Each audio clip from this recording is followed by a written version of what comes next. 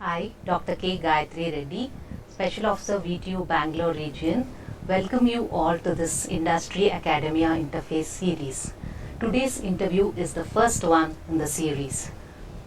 You have graduated from college in flying colors and you're finally set free. So what's next? Suddenly, you realize you have umpteen things to do, like look for a new job, hire an apartment, pay up your taxes, file your returns, live large on a small budget. But the only problem is no one has ever told you how to go about these things. Relax, not to worry on that account. Say goodbye to these problems and say hello to life. For we have with us today Ms. Jyoti Noronha, the founder and MD of FulcrumEdu with us to discuss on the relevant skills that colleges do not teach the graduates.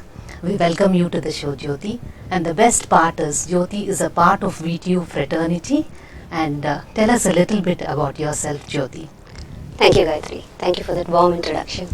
So, yeah, I'm very privileged to be an alumni of the Bangalore University. Earlier VTU was called that.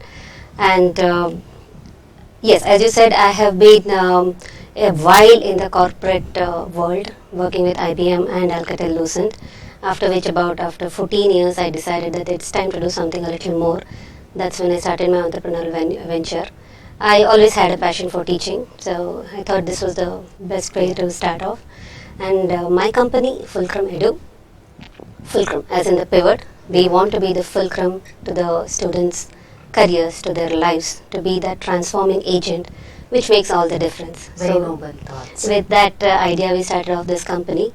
So we were actually inspired by Archimedes' principle, where he says, give me a lever long enough and a fulcrum which I can place in the right place, and I can physically move the world for you. It's an anchor. Right. Yeah. So where the timing of the fulcrum, the placement of the fulcrum makes all the difference. Yes. So that's what we want to be, with the sole intent of bringing in industry relevant, industry niche technologies, knowledge, engagements to the academics. So we want to be that bridge between the industry and academia.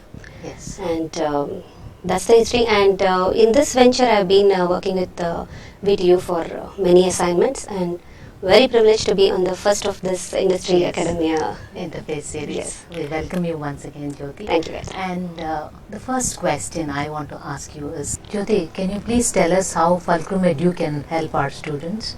Right. So, Gayatri, as I explained, FulcrumEdu was born out of the need to be the industry and academic alliance. So, in this venture, we work mostly with niche technologies and processes and process trainings.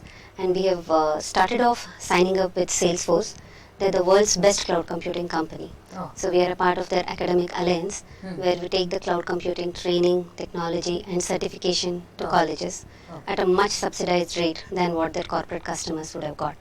So, not stopping at cloud, we are now working with big data, data analytics, machine learning. So, all of this is unlike just an institute. We make sure that it is industry relevant institute, so that it's corporate trainers, and after they get chance to work as interns. They do projects in this whatever technology they have learned. So, apart from these niche technologies, we also train in very necessary non-technical skills. Yes. They could be process trainings like agile or extreme programming, design thinking, or even personality development trainings or faculty development programs, in time productivity skills, entrepreneurship skills. So in this direction, we have now tying up with the Entrepreneurship Development Institute of India. So it's a prestigious government organization which works directly under Department of Science and Technologies. Yes. So they have a course for entrepreneurship which will help the students a lot to think in entrepreneur direction, to develop leadership skills and be better ready for the careers. The career could be a job or your own venture, right? Yes. And all these skills would be a big value add for the students. Yes, definitely. Yes. What are the key learnings from your career which you would like to share with the students of VTU in terms of what college did not teach you? Like you felt that actually college should have taught you those skills. Right. More than whether the college taught or I had learned, it was what was expected of me in the corporate world or in the real world. So in the corporate world, people are expecting you to be responsible for yourself. So they want you to take up ownership of things. Right? And for the very first time, I was responsible for a piece of code. I was Yes. responsible for a training, Yes. the good, the bad, the failure. Everything was mine. Yes. So that was something I was not used to. We are used to a lot of hand-holding, Hand-holding. be it by the parents or in our college, our teachers, HOD, right? More and more the colleges are doing a lot of things to handhold the students. Correct. So we are very used to being told what to do. Correct. So the first thing that the corporate world taught to me was that you have to be a self-starter. You have to do a lot of things, Yes. but nobody is going to tell you about that. Yeah. You're supposed to have known that. Correct. Okay, that was one major thing. So I had to become a self-starter all of a sudden. And the second one was that more than my technical knowledge or the project knowledge, it was very, very important that I articulate myself very clearly. Very Right? Communication is very important. It is very So when I say communication, it's with people around me, Yes. my emails, my presentations, my Excel sheets, the information that I present in every which way. Yes. Communication is very key. And how I had to respond or how well I work with people was a major skill that made a difference. Yeah. Do you see any difference in the industry expectations from when you graduated? What did the industry expect, and as of today, what are the industry expectations? Is there a change or? Definitely there's a shift change.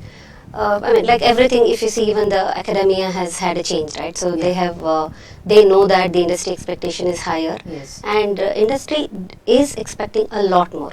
A lot more. Yeah, because they do not want to spend time and effort to groom somebody, right? There is mentorship. Everybody believes in mentorship, but mentorship should not be equated to hand-holding or Correct.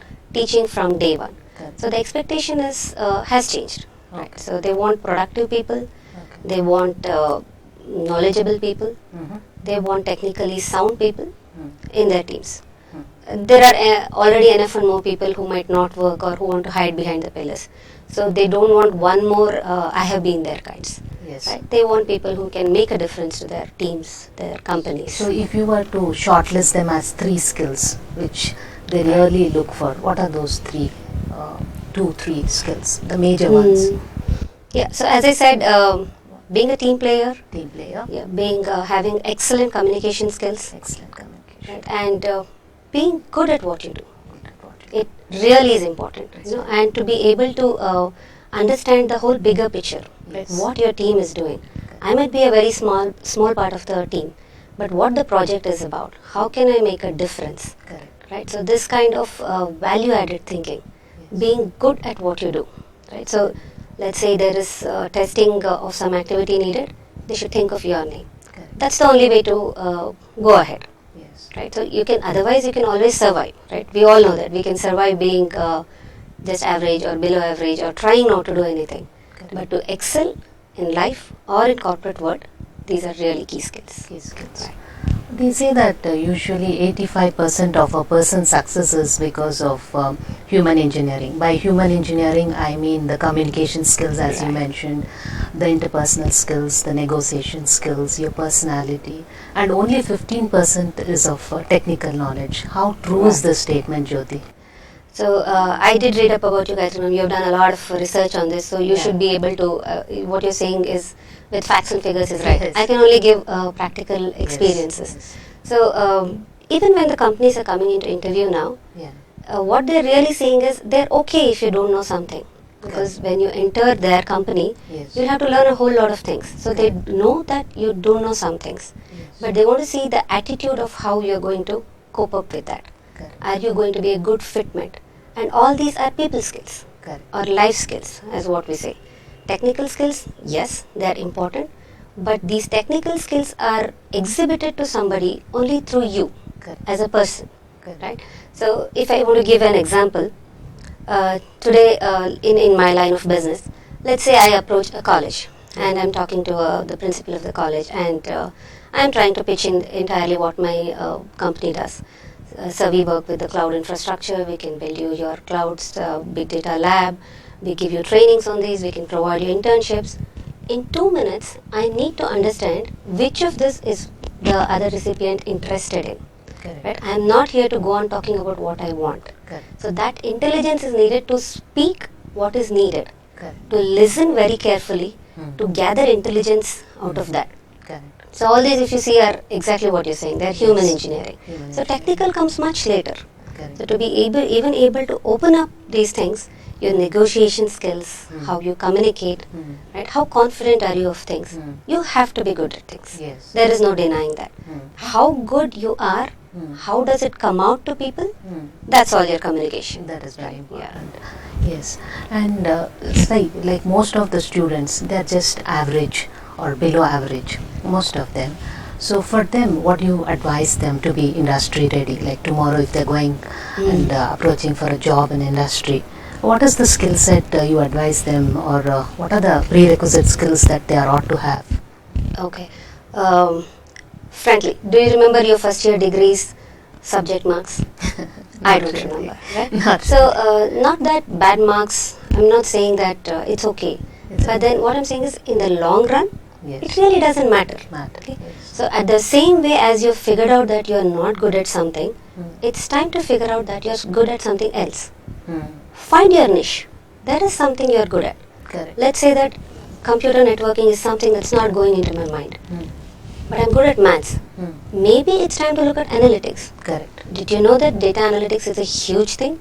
Yes. There's a whole R programming which requires some good hold of maths. Correct. So maybe you're good at that. Correct. So what I'm trying to say that is, let's say in your first year, Hmm. you end up with the 59%. Correct. Do not set up in your mind that, okay, first year was easy, in that I got 59. Hmm.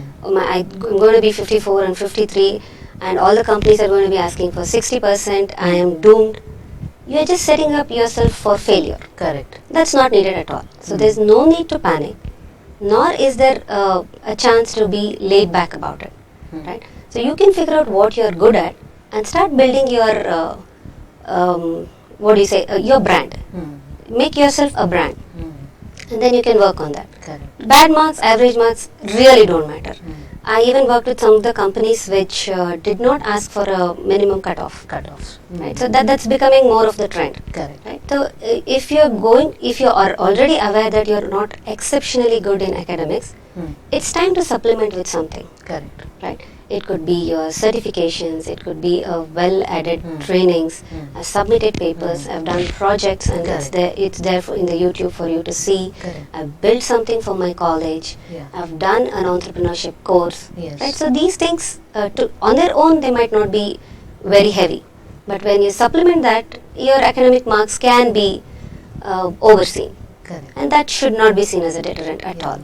Right? Like you were telling about certifications and all, what particular module you would suggest for students, like a mix of components which would help them face the industry better? Any particular modules, training modules? Okay. So I understand this interview is not specifically for the IT. That is the field of students which I usually talk to.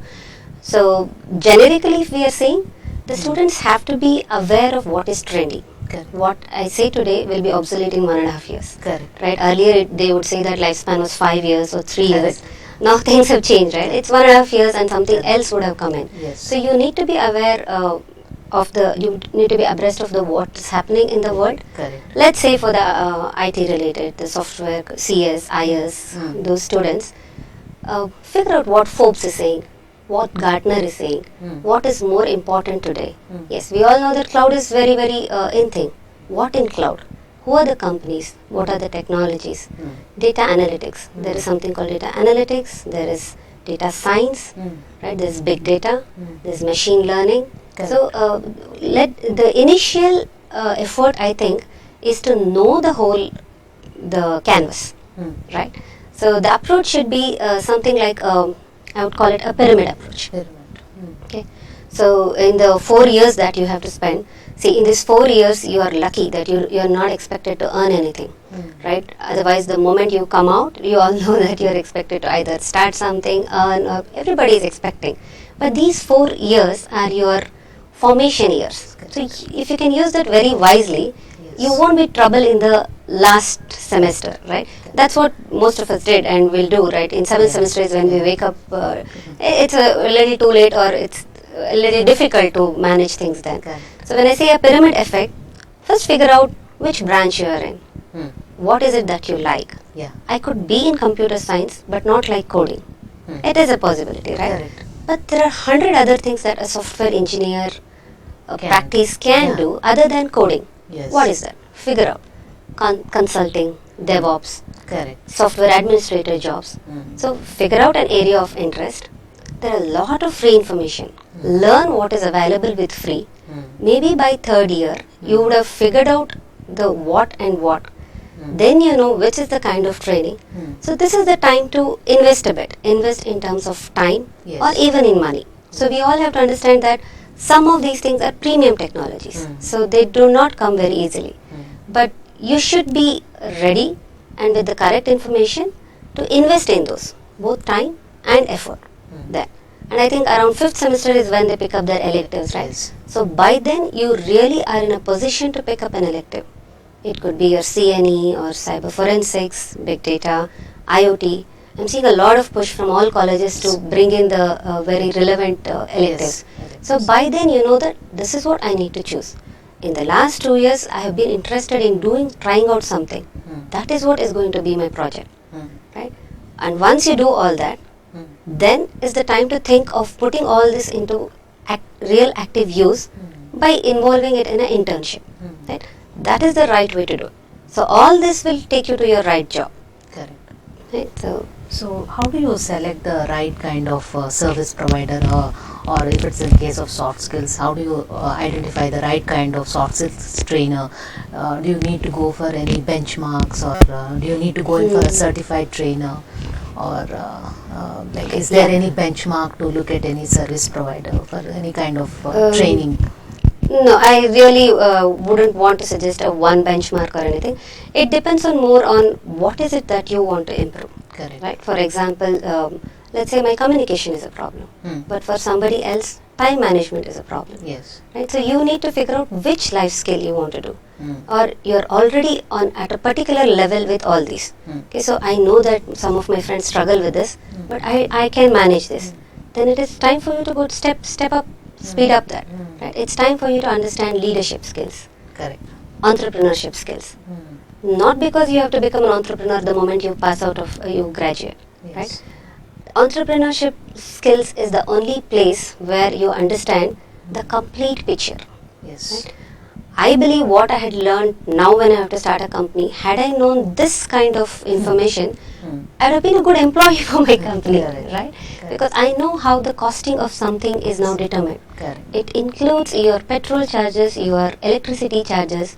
So there have been days when I was sitting idle for 8 hours because nobody told me what work to do.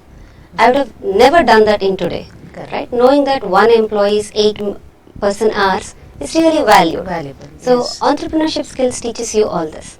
It lets you deliver a project just the way you would if it was your own company. Right? So such skills are leadership important. skills and entrepreneurship skills. They're a big value add for students. Big value add. So leadership in your daily activities. Right? So let's just take an example. Almost all colleges in one or the other semester they do fests. Right? So just imagine the HOD is giving this activity to a group of students. And you, along with collecting funds, doing the things, having fun with your friends and actually doing the event, let's say you build something, a single page application using AngularJS. Sounds a little complicated? It really isn't. Okay? Everything is free. Right? Or you use Google Forms. Okay? Let all the participants send in their registrations through Google Forms. Okay? Then put all this information, put all your expenditure, put it in a pie chart, and give it at the end of the event to your HOD saying that, ma'am, we seem to have spent 45% on food or these things. This will help you plan your next event. And this is how we have done. These are the key takeaways. I don't see how the HOD is not going to put you ahead of others who have not bothered to do this. It's not that they cannot do it. Right? You put in that little extra effort. You also had your fun of arranging the event, enjoying with your friends. But you have shown that you have a technical knowledge Yes. Without having to pay something, without having to get somebody's tuition, you can do it. So this is that's something extra that can differentiate you from other people. Right? So you suggest live projects and fest Yes. activities are some of the foregrounds to learn all these skills. Correct. So that's what I was talking about. Leadership in your in your daily life, right? How can you do that? So let's say that when we're talking about the pyramid activity, Yeah. you have done a lot of projects and you've put up your papers and stuff on YouTube.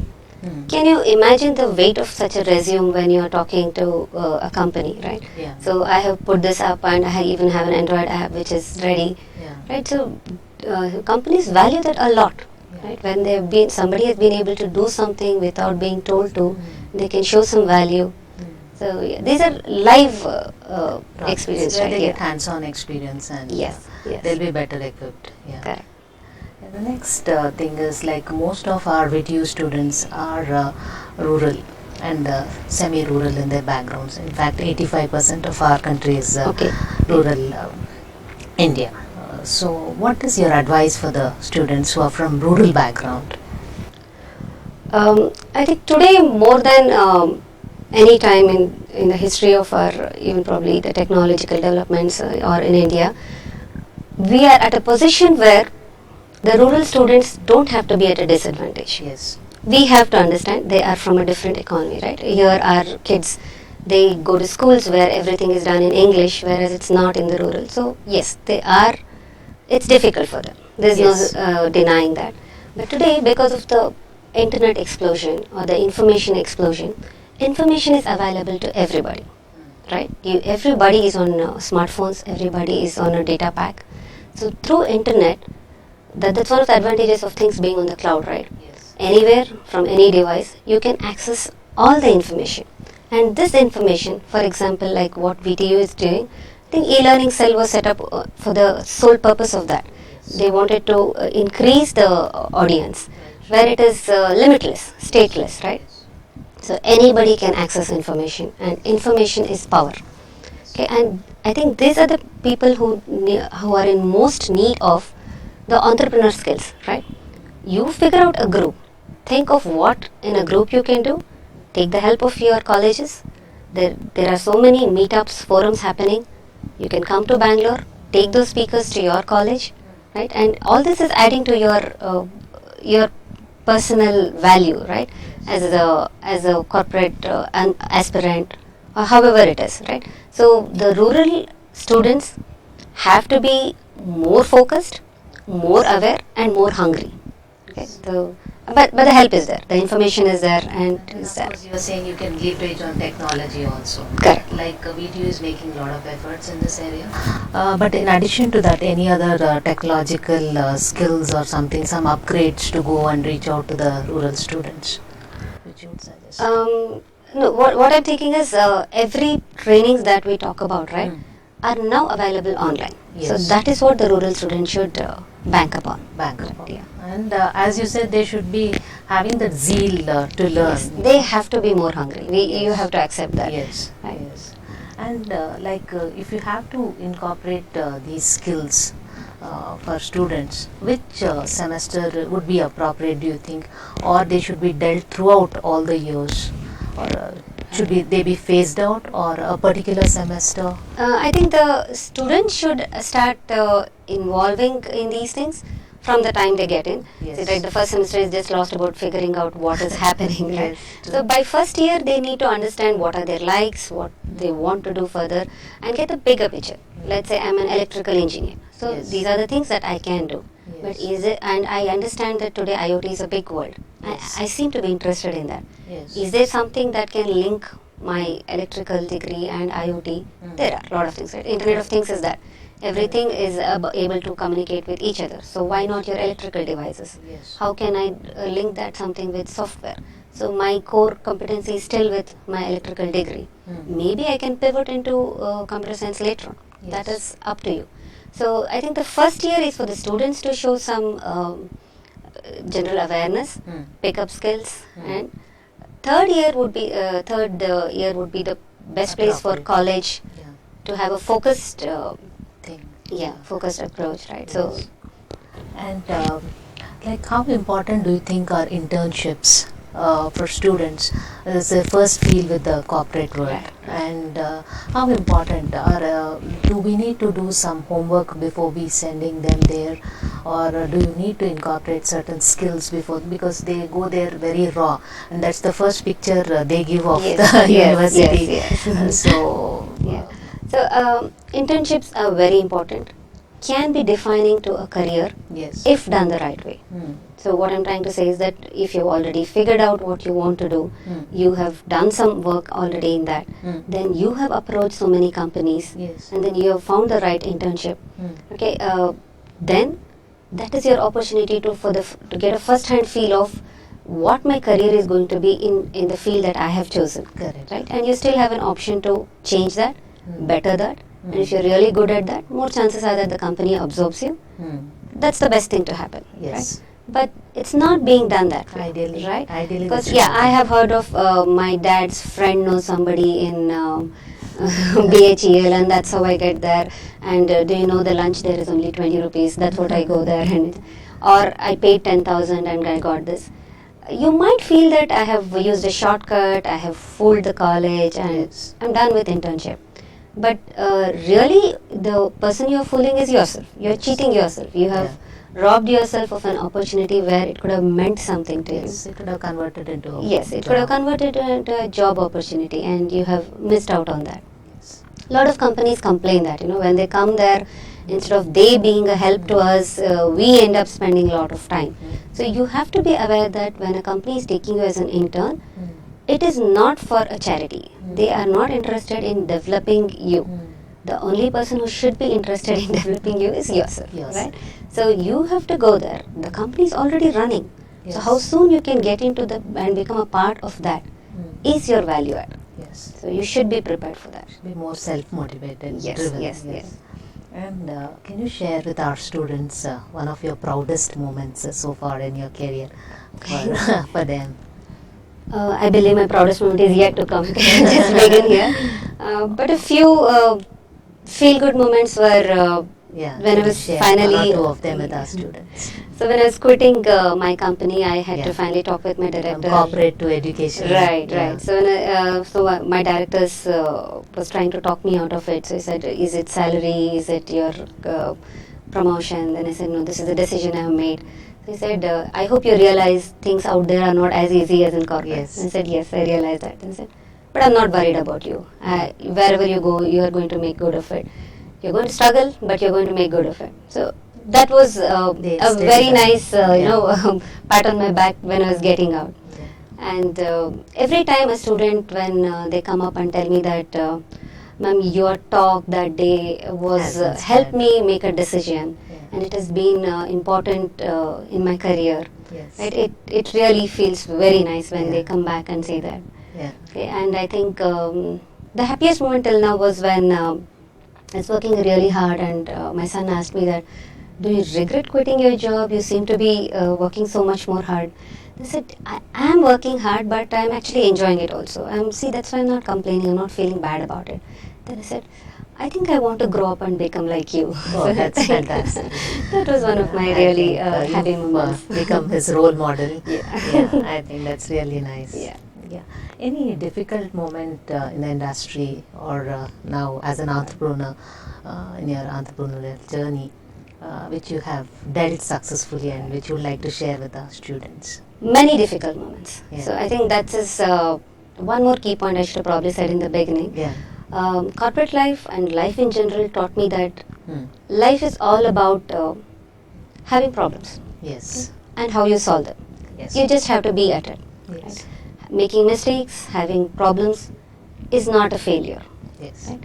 That is how things are. Things will always go wrong.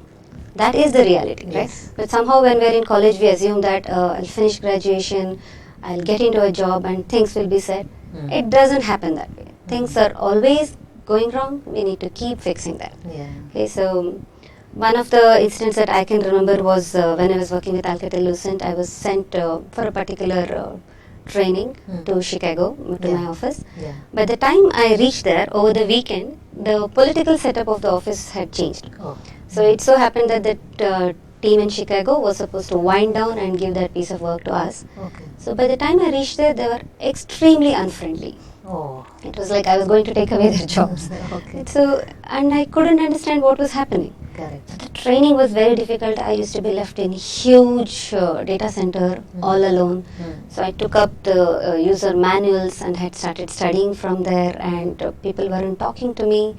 The weather was pathetic. It used to snow. So everything was hostile. Everything was hostile. I was first time away from my family, and it seemed like a going down process, and I even got depressed for a while. Wow. I thought, okay, I'm going to go back and not learn anything. How am I going to answer?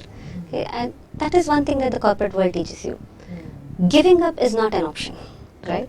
You have to make do somehow.